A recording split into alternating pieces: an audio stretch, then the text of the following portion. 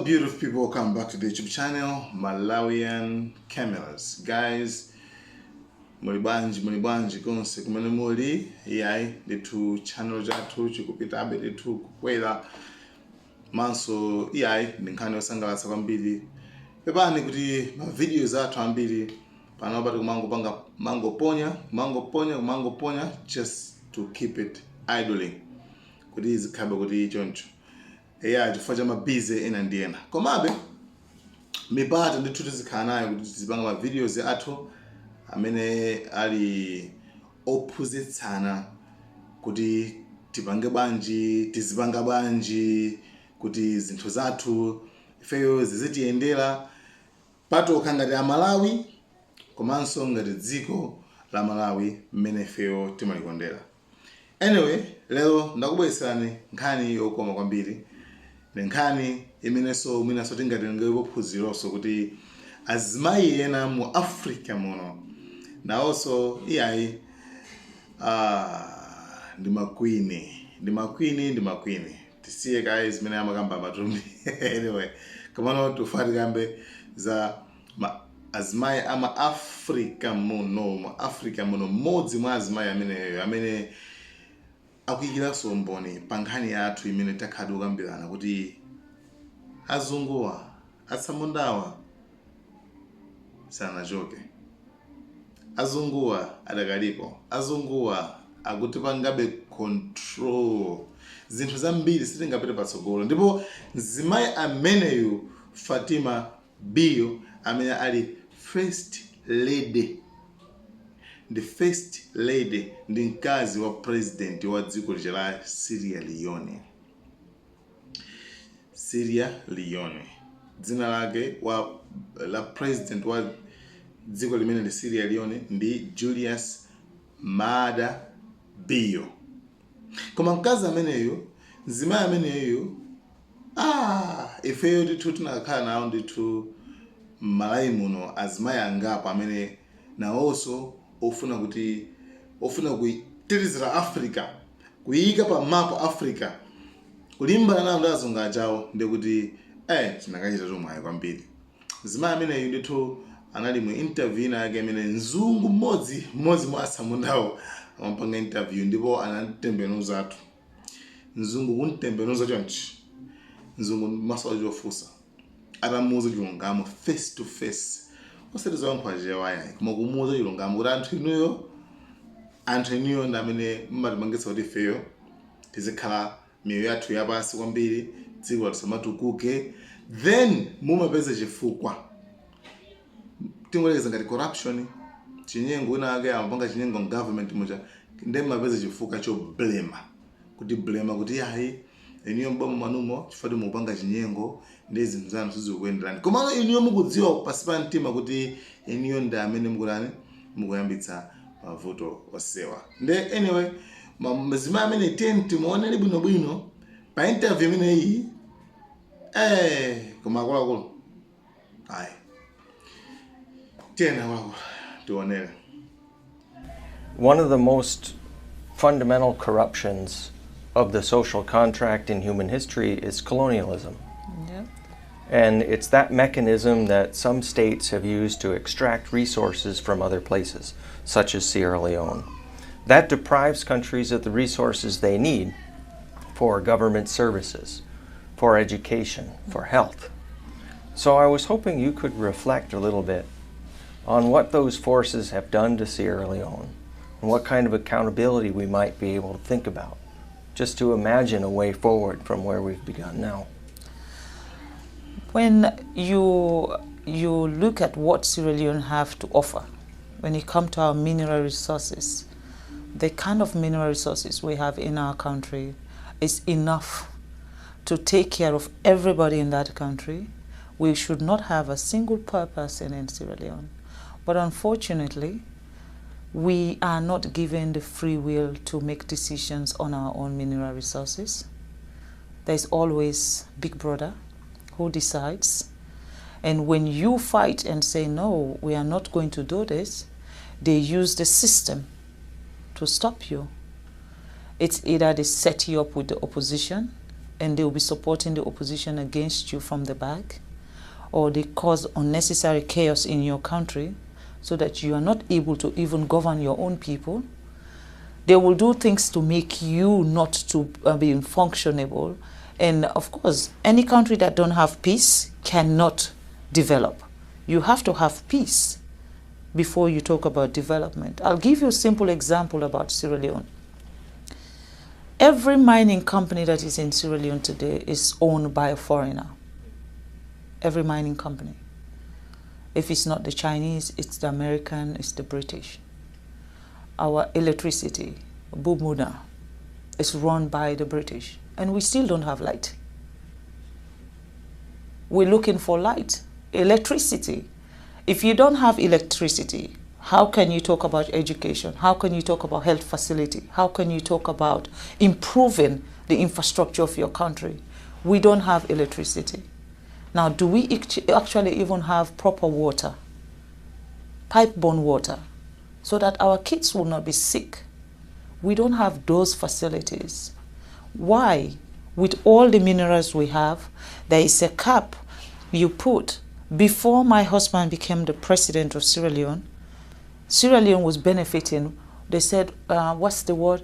0.000.1%. What is that? Basically, a company can take as much as $100 million out of the country in terms of minerals, and then they can just give the country $10,000. Now, what will $10,000 do for our health system? What is $10,000 do for our educational system? And these are the things I believe that are stopping Africa from progressing. We don't have a say. The sense about us celebrating independence, I don't know why we celebrate independence, because we are not free.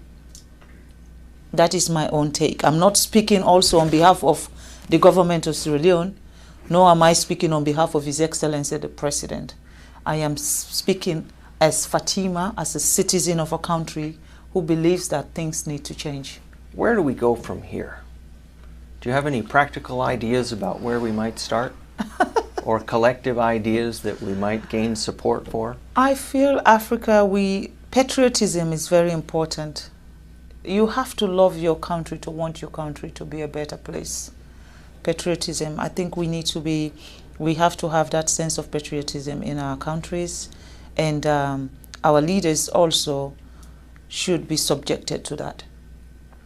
You know, it is not only when you were talking about election and then everybody come out and celebrate, and after election, that's it.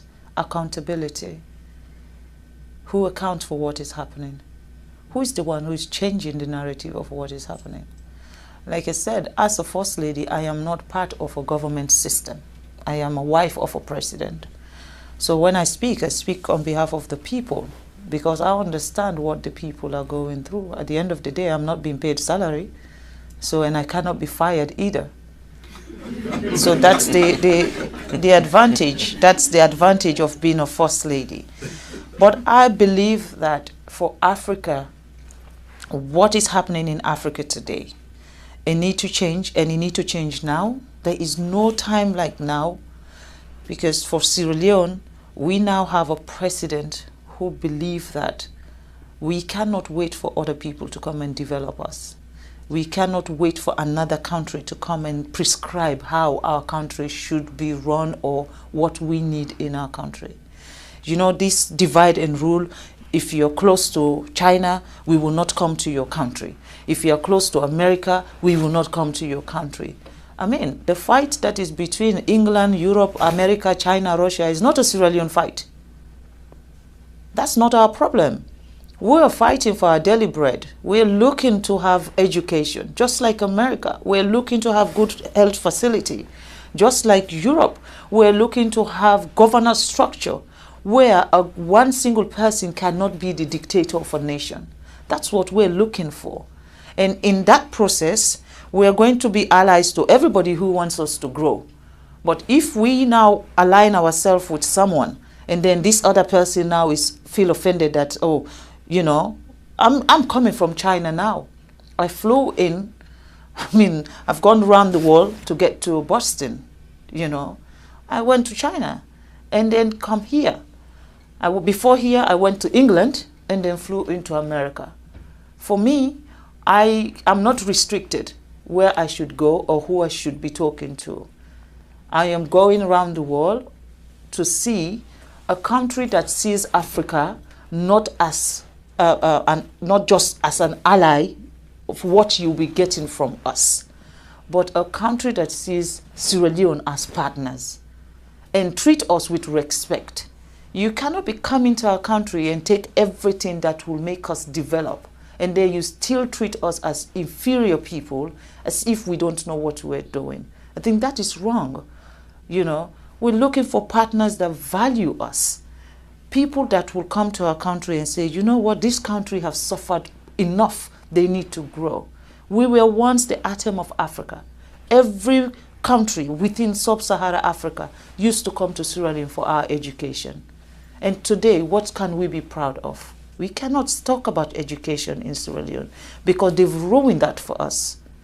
Everything that has empowered Sierra Leone has been ruined. And now we have a leader who wants to fix everything. There is a problem.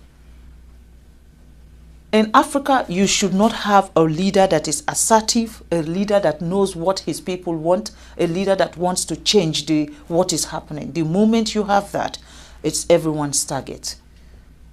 And then they find reason to slow you down, they find reason to stop you, and they use that system of corruption.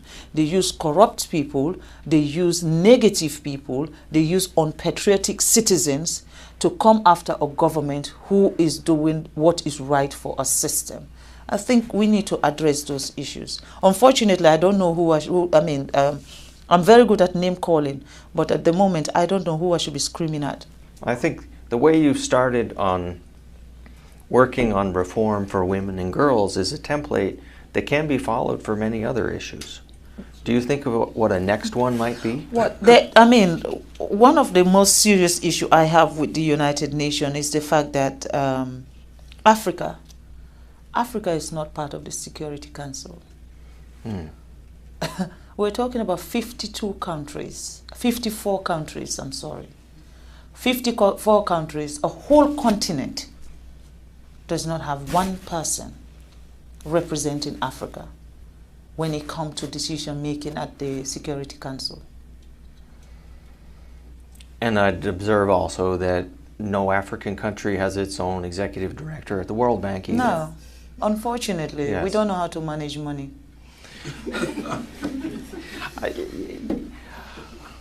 I think I'll have to disagree with you. And what do you want me to say? Because if that is the perception since the beginning of, every time an African come forward for something that they have to be a decision maker for the world, not just Africa.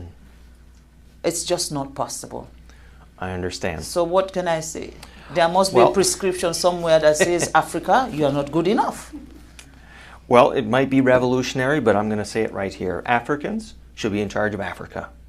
I believe that also that Africans' issue can only be enhanced when Africans decide to do that. They should not allow another person to give them a prescription of how Africa should look like or what we need in our Africa, because we know what we need in our Africa. No one will know that better than us. And I think the UN should see Africa as partners. And the United Nations, definitely, you cannot have 7 countries vetoing everything. When it comes to Africa issue, it is those 7 countries. Who are the countries that are actually exploiting Africa? They're the ones who have the veto power to make decision on anything that has to do with Africa. So for me, I think that is wrong. And that is one thing the president of Sierra Leone has campaigned for. And this year, Sierra Leone is now a non-permanent member at the United Nations. But yet still, we don't have a veto power. But we're there. At least we are getting closer. And in these 2 years, our mission is to get the United Nations to see Africa not as one country. Because that's the mistake they do. When you say I'm from Africa, they say, oh, you're from Nigeria. I said, no, Nigeria is one country in Africa. We have 54 countries in Africa. So see us as a continent that also what we offer to the world, Europe does not have it. What Africa gives to the world, Europe don't have it, America don't have it, Asia don't have it. Because we are not mining in China, we are not doing any mining in America or mining in Europe. But they're doing it in every part of Africa. Not just Sierra Leone, go to Democratic Republic of Congo, go to Botswana, go to Angola, go everywhere there is mineral resources. It is the West and the